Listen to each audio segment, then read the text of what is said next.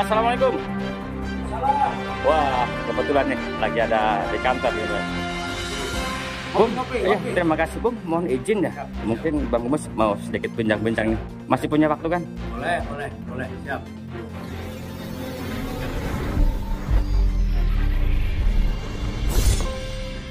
Assalamualaikum warahmatullahi wabarakatuh.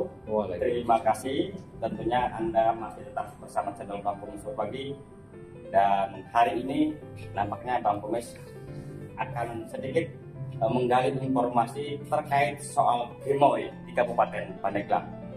Gemoy di saat pemilihan presiden Prabowo Gibran ini namanya mencuat ke publik, bahkan semua momen dan viral dengan istilah Gemoy.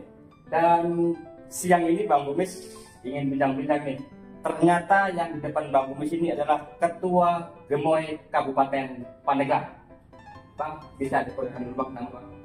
Ya, terima kasih Bang Kumis. Nama saya Ai Erlangga.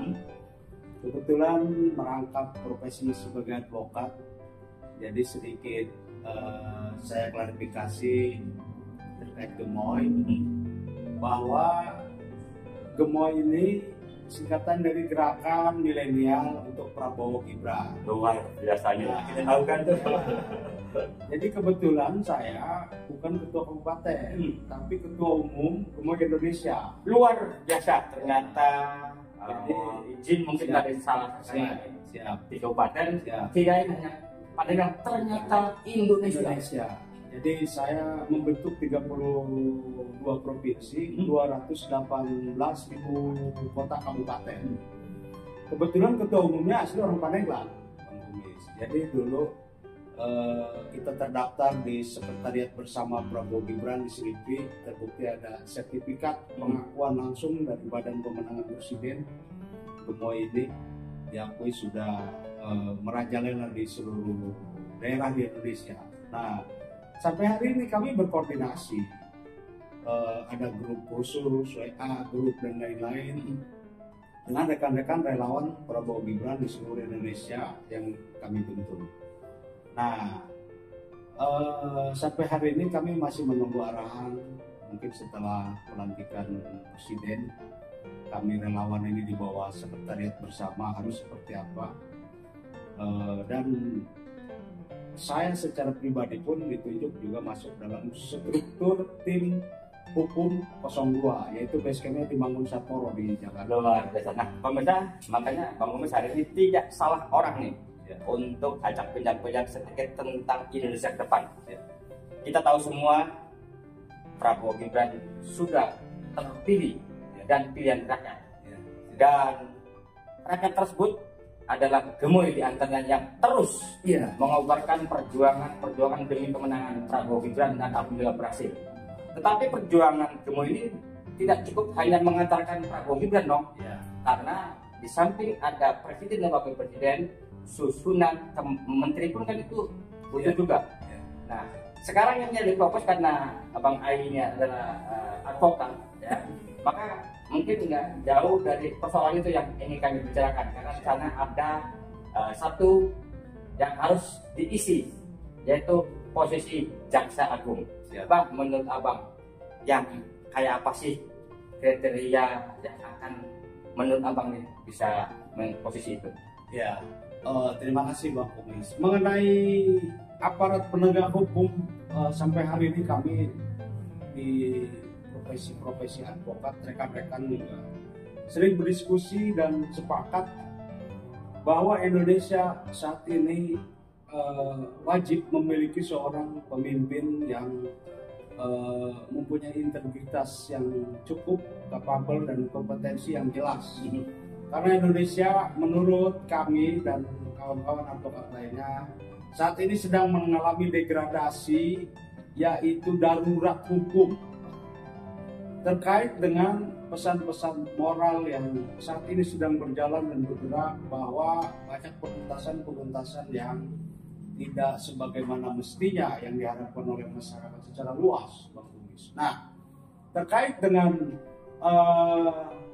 ada 3 poin di dalam struktur jajaran elit yang seharusnya masuk dalam kabinet, yaitu ada 3, Menko Polhukam, kemudian Menteri Hukum dan HAM, dan Jaksa Agung. Nah, 3 inilah tripartit ini yang harus memang saling berkaitan langsung untuk menuntaskan persoalan-persoalan yang selama ini tidak sesuai dengan harapan masyarakat. Bukan berarti tidak ada potensi yang bagus dari APH lainnya, bahwa banyak juga penuntasan-penuntasan yang luar biasa, khususnya yang sedang ramai saat ini di Kejaksaan Agung ya. Nah, maka hemat kami, saya juga selaku relawan Ketua Umum Gemoy Indonesia berharap seorang jaksa agung misalnya adalah orang-orang yang mempunyai kapasitas dan paham terhadap sebuah ironi hukum yang terjadi di Indonesia saat ini. Maka dibutuhkan seorang jaksa agung yang lebih baik daripada Pak ST Burhanuddin saat ini yang sudah bagus, yang seorang jaksa agung ke depan harus bisa mempunyai sebuah konsep yang lebih bagus dari Pak Burhanuddin saat ini. Oke, saya potong Pak. Di mana ada 4 pilar penegak hukum di Indonesia, kan? Satu di antara advokat. Nah, di mana penegakan hukum sendiri akan berjalan dengan semestinya sesuai dengan perundang-undangan, kan tidak mempunyai hubungan secara langsung dengan para pelaku partai-partai khususnya. Nah, bagaimana kalau seandainya diisi oleh yang memang didukung oleh partai, apalagi orang partai? Ini kan nanti dalam sebuah persoalan kan akan bertolak belakang. Menurut Bapak bagaimana? Pertama memang sedikit banyak persoalan setingkat menteri ini, bahwa memang adanya sebuah keputusan hak dari prerogatif presiden terpilih, kan begitu. Akan tetapi tidak terlepas memang dari kepentingan partai politik. Itu tidak bisa dihindari secara nyata dan rasional, bahwa semua sudah mengakui bahwa Indonesia negara demokrasi harus bahu-membahu membangun dalam sebuah perahu koalisi. Mau tidak mau bahwa harus mengikuti ritme demokrasi, instrumen-instrumen yang bergerak saat ini. Nah terus gini, karena ini kan lagi santer nih, dari beberapa daerah, baik dari budayawan, ulama, lembaga, ormas gitu kan, dan termasuk beberapa advokat sendiri yang tersebar di Indonesia. Muncul nih, ada salah satu tokoh advokat, yaitu Bapak Dr. Didi Tarsidi, yang beliau adalah senior dalam dunia hukum. Menurut Bapak bagaimana?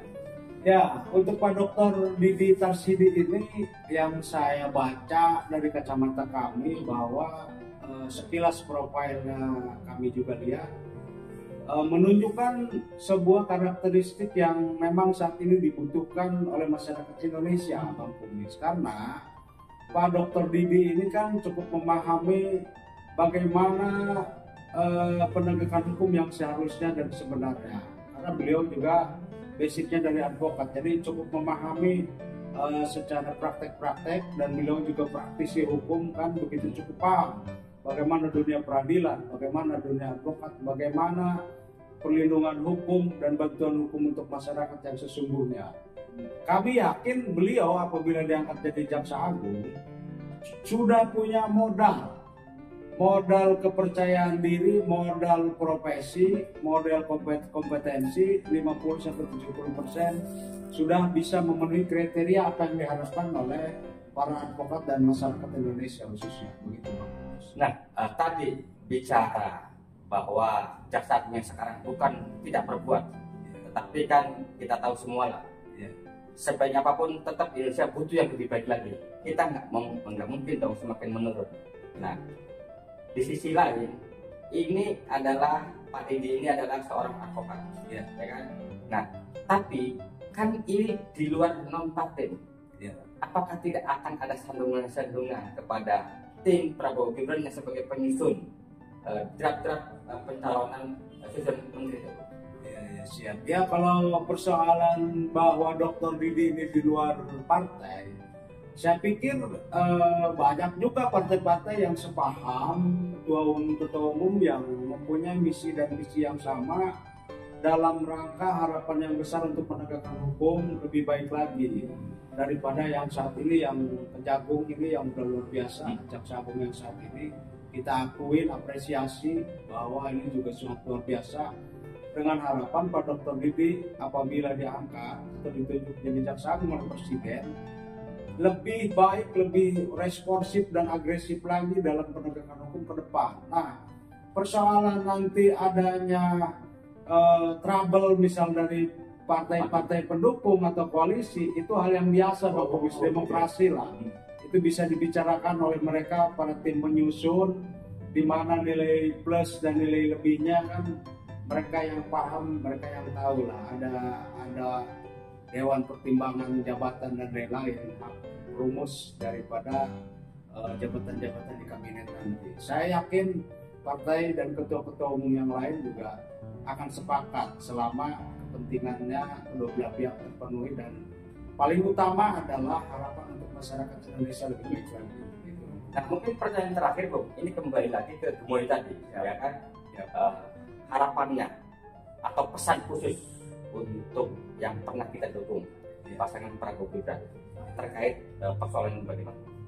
Jadi harapan saya selaku Ketua Umum Gemoy Indonesia, karena juga kami mempunyai anggota, mempunyai gerbong di 32 provinsi dan 218 kabupaten kota yang sudah terdaftar di Badan Pemenangan Presiden Sekretariat Bersama Tim Prabowo Gibran, berharap saya mewakili hari ini dari rekan-rekan di seluruh Indonesia, berharap bahwa Presiden dan Wakil Presiden terpilih akan lebih baik lagi, menjadi motor penggerak dan perubahan Indonesia emas ke depan, agar lebih kepada memprioritaskan yaitu pembangunan sumber daya manusia, mental, dan juga penegakan hukum yang paling utama. Nah, pemirsa, demikian tadi bincang-bincang singkat dengan Bung Ai. Beliau adalah Ketua Gemoy Indonesia dan juga seorang advokat yang mungkin namanya sudah tidak asing lagi di dunia hukum, khususnya di Pandeglang dan Banten. Bahkan di Indonesia kasusnya banyak kan di ibu kota saya dengar. Nah, dia mudah-mudahan bincang-bincang santai ini menjadikan sebuah referensi ke semua pihak, khususnya kepada Prabowo Gibran dan tim penyusun kabinet ke depan. Sekali lagi terima kasih, Bung. Terima kasih. Sukses, Bang Komis. Terima kasih atas kunjungannya. Terima kasih Bang Komis. Ini adalah bukti reward bahwa Gemoy Indonesia ini terdaftar secara resmi di Sekretariat Bersama Pemenangan Prabowo Gibran, bahwa setiap relawan yang resmi mendapatkan sertifikat khusus dan tercatat di Badan Pemenangan Presiden Republik Indonesia. Ini Bang Komis. Terima kasih.